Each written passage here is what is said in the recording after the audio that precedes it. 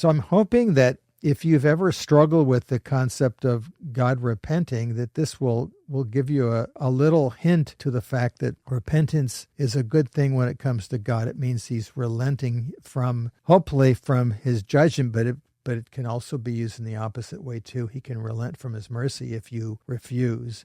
We have one sentence in Genesis 6:6 talking about God struggling with the concept of justice and mercy. I was sorry that I made man, but I'm going to relent from a full destruction. It's as if he's got inner torment. I don't know what that means with God, but that's certainly what the literary passage says, but it's kind of like what we just talked about before, is that here we are using human speech to attribute something to God which is incomplete and imperfect. I'm not saying the word is incomplete. Our way of perceiving God is incomplete.